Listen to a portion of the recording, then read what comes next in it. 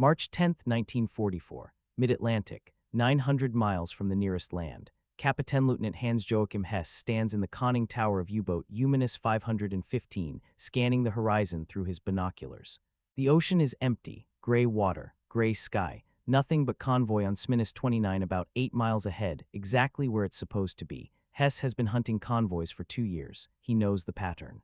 In the mid-Atlantic, far from land-based aircraft, U-boats on the water, British destroyers provide close escort, but they can't be everywhere. American patrol planes fly from Newfoundland and Iceland, but they don't have the range to cover this area. There's a gap, a black hole in Allied air coverage stretching 600 miles across the middle of the Atlantic. The U-boat crews call it the air gap. It's where wolf packs gather, where submarines can surface during daylight to recharge batteries and maintain higher speed, where the odds favor the hunter instead of the prey. Hess orders his crew to battle stations. They'll submerge, approach the convoy underwater, pick a target, fire torpedoes, then slip away before the destroyers can respond. Standard procedure. He's done this a dozen times. Then something appears on the horizon that shouldn't exist.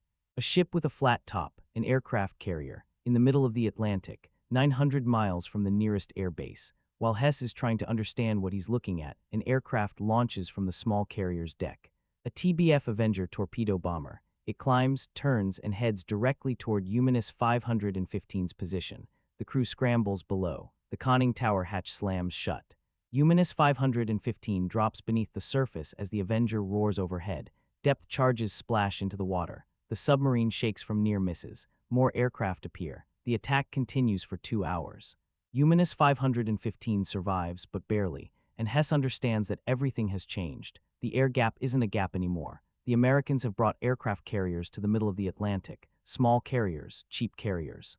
Slow carriers that can barely make 18 knots, but carriers nonetheless, with aircraft that can kill submarines. And if the Americans can put carriers in the middle of the ocean, 900 miles from land, then there's nowhere safe left for U-boats to hunt. In 1942 and early 1943, German U-boats were winning the Battle of the Atlantic. They were sinking merchant ships faster than the Allies could replace them. In 1942 alone, U-boats sank over 1,100 ships totaling 6.2 million tons. The problem for the Allies was geographic. Land-based aircraft could provide air cover for convoys near the coast.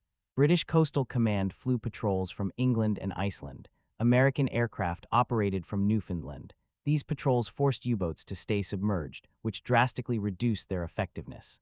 But in the middle of the Atlantic, about 600 miles from the nearest air base, aircraft couldn't reach.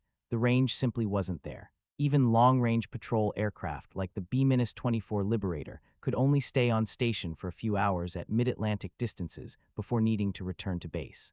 This created the air gap, a zone where convoys traveled without air cover for 3 or 4 days, where U-boats could surface during daylight, spot convoys from a distance, coordinate wolf pack attacks, and maneuver at high speed on the surface. The Allies needed a solution. They needed air cover in the mid-Atlantic, but they couldn't build airfields in the middle of the ocean, and they didn't have enough fleet carriers to waste on convoy escort duty.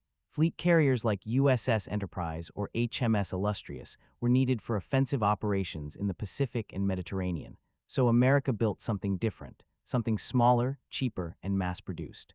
They built escort carriers. The escort carrier concept was simple. Take a merchant ship hull, add a flight deck, install aircraft elevators and a small hangar, put in a minimal island superstructure, install defensive guns. Launch 20 to 30 aircraft. Done. These weren't sophisticated warships. The first escort carriers were converted merchant ships. The hull was basically a cargo ship. The machinery was merchant grade, not military grade. Top speed was 17 or 18 knots, slower than most destroyers and barely faster than convoys. They were small, around 500 feet long compared to 800 feet for fleet carriers. They displaced 10,000 tons compared to 30,000 tons for fleet carriers. The flight decks were short and narrow. Landing on an escort carrier in rough seas was described by pilots as landing on a postage stamp glued to a cork in a bathtub. Kaiser's shipyards in Vancouver, Washington, could complete an escort carrier in 3 months. 3 months from laying the keel to launching a functional aircraft carrier. By comparison, fleet carriers took 2 years to build. The cost difference was equally dramatic. An Essex-class fleet carrier cost about $70 million. A Casablanca-class escort carrier cost $6 million. You could build nearly 12 escort carriers for the price of one fleet carrier, so America built them by the dozens, then by the hundreds.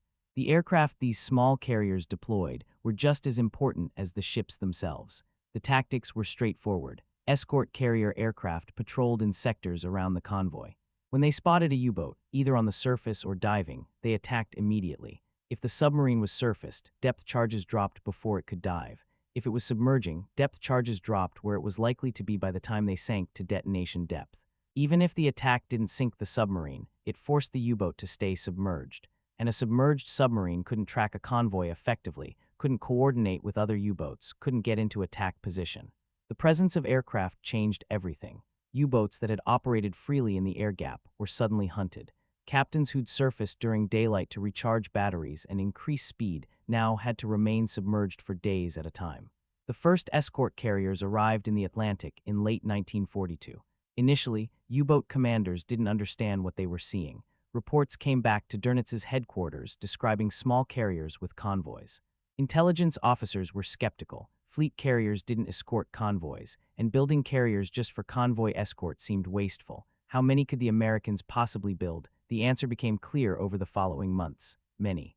The Americans could build many escort carriers. By mid-1943, there were 20 escort carriers operating in the Atlantic. By the end of 1943, there were over 40. They weren't all American. Britain built escort carriers too, but the scale of American production was staggering. Kaiser's shipyards delivered one escort carrier every 8 days at peak production, one aircraft carrier per week. The shipyards worked 24 hours a day. Ships moved from keel laying to launch to commissioning in 90 days. The impact on U-boat operations was immediate and devastating. In March 1943, U-boats sank 108 merchant ships. It was the peak month of the Battle of the Atlantic. Dernitz thought he was winning. If sinking rates continued, Britain would be starved into submission. But March 1943 was also when escort carriers began arriving in significant numbers. By May 1943, just 2 months later, U-boat losses spiked dramatically. In May alone, 41 U-boats were sunk, 41, in 1 month. Dernitz was forced to withdraw U-boats from the North Atlantic temporarily. The losses were unsustainable. For the first time since the war began, U-boats were being sunk faster than they could be replaced. What changed? Escort carriers changed. The air gap closed. U-boats that had operated with relative impunity were now hunted constantly. Before we continue, I'm curious if you'd want to see more content about the engineering and logistics that shaped naval warfare. Let me know in the comments what aspects of this interest you most.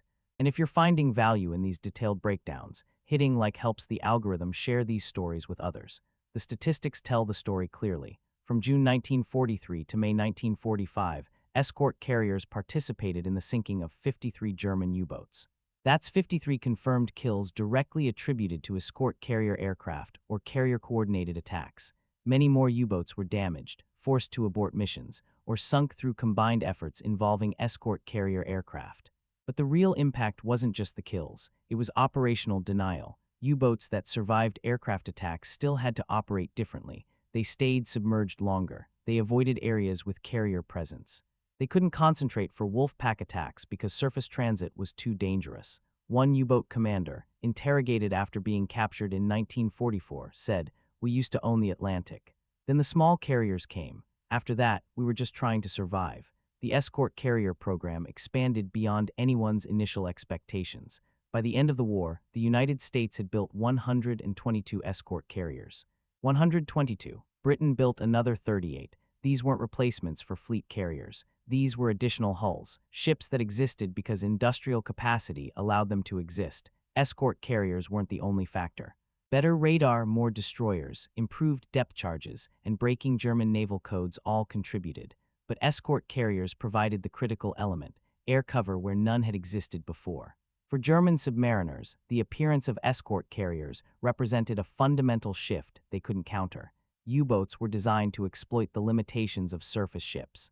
Submarines could hide underwater where surface vessels couldn't easily find them. They could surface at night or in the mid-Atlantic air gap where aircraft couldn't reach them. Escort carriers removed that second advantage.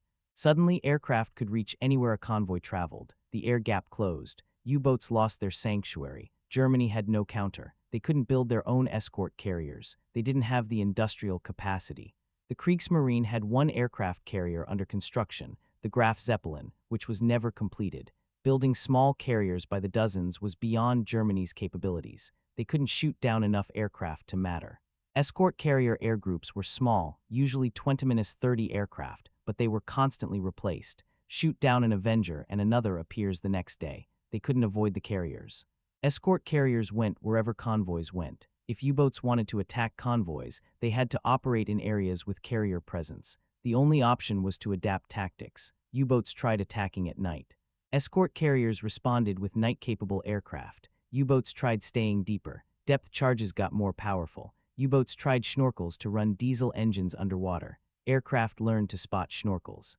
Every adaptation was met with a counter-adaptation, and America's industrial capacity meant they could deploy counters faster than Germany could develop adaptations. Escort carriers closed the air gap. They brought aircraft to the middle of the ocean. They turned the Atlantic from a U-boat hunting ground into a U-boat graveyard, and they did it by being cheap, mass-produced, and good enough, not the best carriers. Just enough carriers everywhere, all the time. If you're interested in more stories about how industrial capacity shaped World War II, this channel explores these hidden aspects of the war. Subscribe if you want more deep dives like this.